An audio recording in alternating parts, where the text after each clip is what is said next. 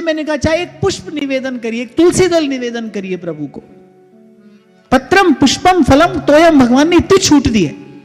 पत्र पुष्प जाकर भगवान को निवेदन करो, एक ऋतु फल अमनिया करके ठाकुर जी को भोग लगाओ। बहुत ही व्यस्त रहते हो, नहीं है समय, पर श्री जी की सेवा में, ठाकुर जी की सेवा में जाओ जरूर। और मैंने तो कम से कम अपने साधक जीवन में यह देखा, छोटा सा नियम आपको बड़ी सफलता दिलाता है। कभी कहा था आपसे मैंने, छोटी छोटी बातों से जीवन में पूर्णता आ जाती है, और पूर्णता का आना छोटी बात नहीं होता, वो बहुत बड़ी बात है। छोटे छोटे नियम आपको बड़ी सफलता दिलाते हैं साधक जीवन में, जब आप प्राणपन से उसका निर्वाह करते हैं। और आज मैंने आपको ये रहस्य बताया कि नियम से भगवान नहीं मिलते, लेकिन नियम से निरंतरता का अभ्यास होता है, जो हमारे मन को बिल्कुल भी नहीं है। कितनी भी अच्छी वस्तु हो, 1 महीना खाओ लगातार, मन उब जाएगा उससे कि नहीं? मन कुछ भी निरंतर करना ही नहीं चाहता है ना।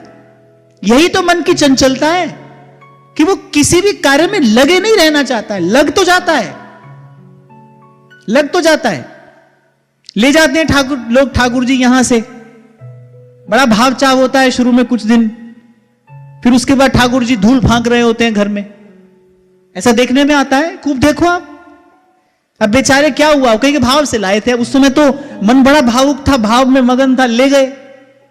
अब उसके बाद मन की स्थिति वैसी है नहीं।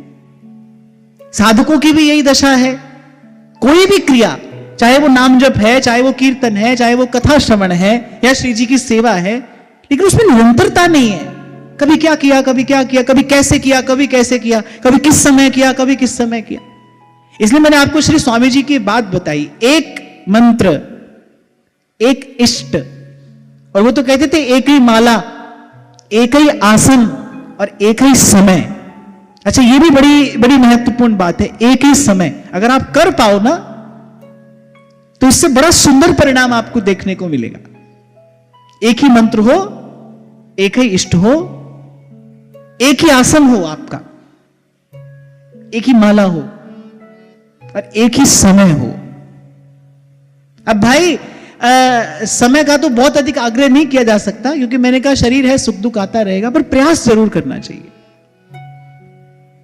अभी कुछ दिन पहले हमको एक साधक मिले, उन्होंने हमको एक बड़ी अच्छी बात बताई, फिर दिखाया उन्होंने कि बोले कि हमारा जो ये मेरा जो ये पूजा का आसन है ना, ये 40 साल पुराना है। तो मैंने देखा बड़ा सुंदर दिव्य भव्य मंदिर, बड़ी सुंदर ठाकुर जी की सेवा, और मैंने देखा कि जो आसन बिछा है वो बेचारा तो उनके जैसा नहीं लग रहा था। तो मैंने मुझसे पूछे बिना नहीं रहा गया, मैंने कहा भैया ये आसन बदल क्यों नहीं लेते?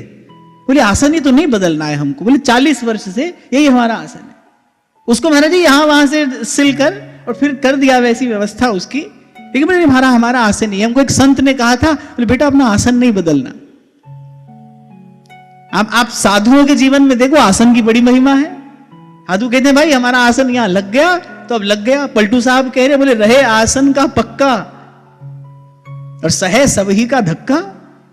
तो एक आसन, एक माला, एक ही माला, एक इष्ट, एक मंत्र और एक समय। अरे मैं तो आपको यहां तक कहूंगा, मैं आज ये बात आपसे ऐसे ही बांट रहा हूं अपने जीवन की एक बात। 2004 में 21 बरस हुए। 2004 में महाराज श्री ने मेरे पास हितरस त्रिवेणी ग्रंथ भेजा था, यहीं से छपा था, जिसमें श्री चतुरासी जी, स्फुटवाणी और सेवकवाणी तीनों उसमें थे, और साथ ही में एक सुधा निधि जी भेजी थी।